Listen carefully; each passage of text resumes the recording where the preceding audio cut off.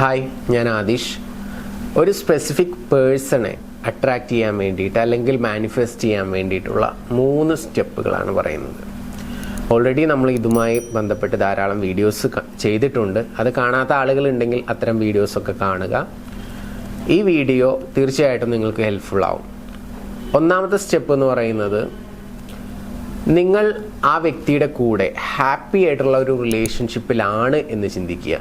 ഇപ്പം ആയിരിക്കത്തില്ല, ചിലപ്പോൾ ആണെങ്കിൽ നിങ്ങളോട് ഒരാൾ ചോദിക്കുകയാണെന്ന് വിചാരിക്കുക, നിങ്ങളുടെ റിലേഷൻഷിപ്പ് എങ്ങനെയുണ്ട്, ഇപ്പം ഹാപ്പിയാണോ എന്ന് ചോദിക്കുമ്പോൾ എന്തായിരിക്കും നിങ്ങളുടെ ആൻസർ? ആടാ, ഞങ്ങൾ ഹാപ്പി ആയിട്ട് പോകുന്നു, വളരെ സന്തോഷത്തിലാണ്, ഇങ്ങനെയൊക്കെ ആയിരിക്കും അല്ലേ നിങ്ങളുടെ ആൻസർ. ഭയങ്കര രസമാണ്, നല്ല എക്സൈറ്റ്മെൻ്റ് ഉണ്ട്, ഹാപ്പിനെസ് ഉണ്ട് എന്നൊക്കെ പറയും.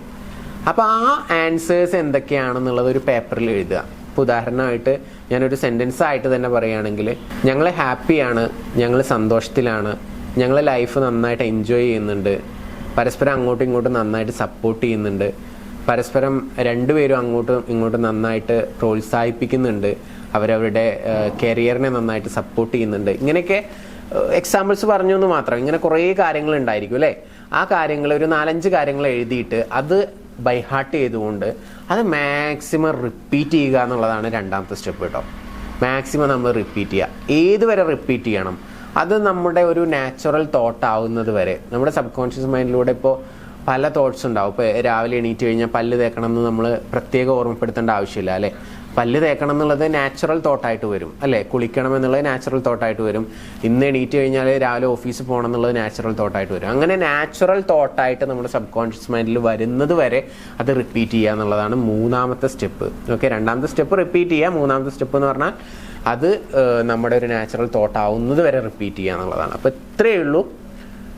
എന്തായിരിക്കും നിങ്ങളുടെ ആ ഒരു ഫീൽ ആൻസർ എന്നുള്ളത് മാക്സിമം റിപ്പീറ്റ് ചെയ്ത് അത് ഇപ്പം തന്നെ മാക്സിമം ഫീൽ ചെയ്യുക.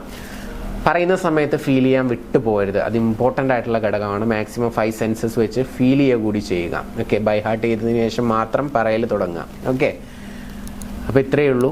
വളരെ സിമ്പിളായിട്ടുള്ള സ്റ്റെപ്പാണ്. അപ്ലൈ ചെയ്ത് നോക്കുക. തീർച്ചയായിട്ടും നിങ്ങൾ ആഗ്രഹിക്കുന്ന സ്പെസിഫിക് പേഴ്സണെ അട്രാക്റ്റ് ചെയ്യാൻ നിങ്ങൾക്ക് സാധിക്കട്ടെ എന്ന് ആശംസിക്കുന്നു, പ്രാർത്ഥിക്കുന്നു.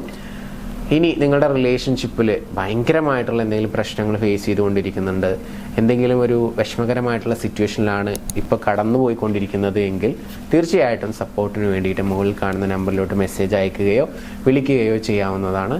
Thank you. നമുക്ക് പുതിയ വീഡിയോ ആയിട്ട് വീണ്ടും കാണാം. നമസ്തേ.